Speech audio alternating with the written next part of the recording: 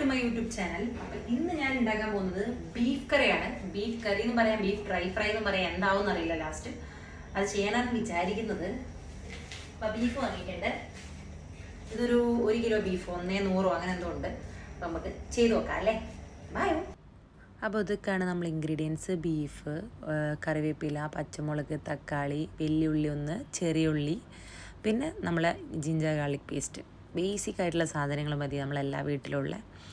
അപ്പം നമ്മൾ കുക്കറിലാണെന്ന് ഉണ്ടാക്കാൻ പോകുന്നത്. വേറെ ചേച്ചിയുണ്ട് ഇവിടെ, ആ ചേച്ചീൻ്റെ ആട്ടോ ആ റൈസ് തിളച്ചുകൊണ്ടിരിക്കുന്നത്. അപ്പോൾ നമ്മൾ കുക്കർ ഓണാക്കിയിട്ട് കുക്കറിലാണെന്ന് ചെയ്യാൻ പോകുന്നത്, അതാണല്ലോ ഈസി.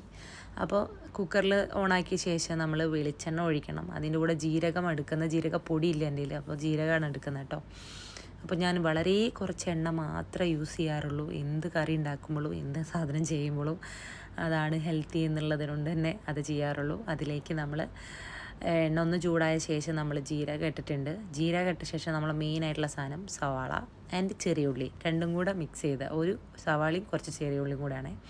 അതൊന്ന് ഇട്ട ശേഷം അത് സോട്ടാവാൻ വേണ്ടി കുറച്ച് ഉപ്പും കൂടെ ഇട്ടിട്ട് നന്നായിട്ട് മിക്സ് ചെയ്യുക. അത് മിക്സ് ചെയ്തിട്ട് ഉപ്പിട്ട് കഴിഞ്ഞാൽ പെട്ടെന്ന് അതൊന്ന് വാടി കിട്ടുമെന്ന് പറയുന്നേക്കാലോ. അപ്പോൾ അതുകൊണ്ട് തന്നെ ഉപ്പിട്ട് കഴിഞ്ഞാൽ ജസ്റ്റ് ഒന്ന് വാടി കഴിഞ്ഞിട്ടുണ്ടെങ്കിൽ നമുക്ക് ബാക്കിയുള്ള സാധനങ്ങൾ മെല്ലെ മെല്ലെ ഇട്ടുകൊണ്ടിരിക്കാം. ഫസ്റ്റ് നമ്മൾ പച്ചമുളകാണ് ഇടാൻ പോകുന്നത്. പച്ചമുളക് ഇടുക. പച്ചമുളക് ഇട്ടിട്ട ശേഷമാണ് നമ്മൾ ജിഞ്ചർ ഗാർലിക് പേസ്റ്റ്, അത് പേസ്റ്റായിട്ടിടുക, അല്ലാത്തവർ ചതച്ചിട്ടിടുമ്പോൾ രണ്ടും വേറെ തന്നെയാണ്, അറിയാലോ. അപ്പോൾ ജിഞ്ചർ ഗാർലിക് പേസ്റ്റ് എളുപ്പപ്പണിയായതുകൊണ്ട് ഞാൻ അതാണ് വാങ്ങി വെക്കാറ്. അതും കൂടെ ഇട്ടിട്ട് നന്നായിട്ട് സോട്ട് ചെയ്ത് കുറച്ചൊന്ന് അതേപോലെ ഒരു കളറായി വരുമ്പോൾ നമുക്ക് ഏകദേശം നമ്മളെ പൊടികൾ ഏകദേശം ഇടാൻ തുടങ്ങണം. ഈ ഒരു കളറാകുമ്പോഴാണ് അതിൻ്റെ ഒരു ഇത് കിട്ടുക. ഒരുപാട് കളർ മാറ്റണമെന്നില്ല, കാരണം നമ്മൾ കുക്കറിൽ വേവിക്കുമ്പോൾ തന്നെ ഏകദേശം നല്ലൊരു ഇത് കിട്ടും. അപ്പോൾ ഒരുപാട് ഇതാക്കണമെന്നില്ല. ഈ ഒരു കളറാകുമ്പോൾ നമ്മൾ പൊടികളിടുക. മഞ്ഞൾപ്പൊടി ഇടുക ആദ്യം. മഞ്ഞൾപ്പൊടി കുറച്ച് മതി, ഒരു ഹാഫ് മതി. പിന്നെ നമ്മൾ മുളക് പൊടി എരിവിനനുസരിച്ച്, എനിക്ക് കുറച്ച് എരിവ് വേണ്ടതുകൊണ്ട് ഞാനത് ഇടുന്നുണ്ട്. പിന്നെ നമ്മൾ കുരുമുളക് പൊടി ആവശ്യത്തിന് എരിവിനനുസരിച്ച് തന്നെ. പിന്നെ ഗരം മസാല ഒരു ഹാഫ് മുതൽ ഒരു സ്പൂണ് വരെ, അങ്ങനെയാണ് ഞാൻ ഇടാറ്. ബീഫ് അത്യാവശ്യം ഉണ്ടല്ലോ, അപ്പോൾ അതുകൊണ്ട് തന്നെ ആ ഒരു ലെവലിലാണ് ഇട്ടിട്ടുള്ളത്. വേറെ പൊടികളൊന്നും ഞാൻ ഇട്ടിട്ടില്ല. ഇനി വേണ്ടവർക്ക് എനിക്ക് തോന്നുന്നു മല്ലിപ്പൊടിയില്ലേ, അതും കൂടെ ഇട്ടാൽ നല്ലതാണെന്ന് തോന്നുന്നു.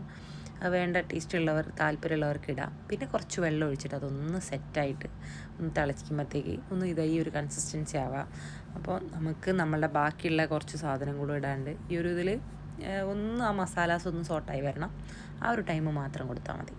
അങ്ങനെ നമ്മളെ തക്കാളീൻ്റെ ആ ഒരു പുളിപ്പണിക്ക് ഇഷ്ടമായത് കൊണ്ട് തന്നെ ഞാൻ തക്കാളി ആഡ് ചെയ്യുന്നുണ്ട്.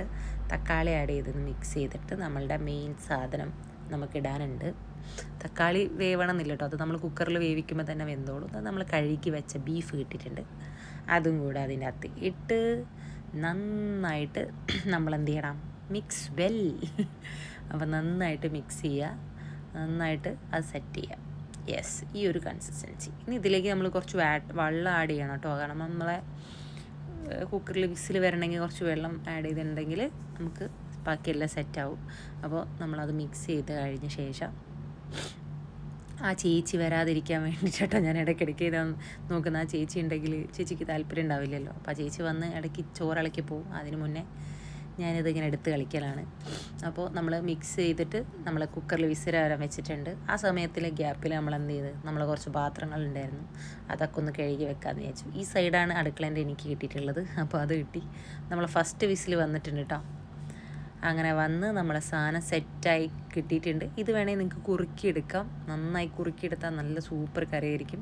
ഇത് ഞാൻ ടേസ്റ്റ് ചെയ്ത് നോക്കിയ ശേഷം കേട്ടോ പറയുന്നത്. നല്ല സൂപ്പറായിട്ടുണ്ടായിരുന്നു കറി. ഈസി ആയിട്ട് ഉണ്ടാക്കാൻ പറ്റുന്നതാണ് കേട്ടോ. അപ്പോൾ അടുത്ത റെസിപ്പി ആയിട്ട് വരാവേ.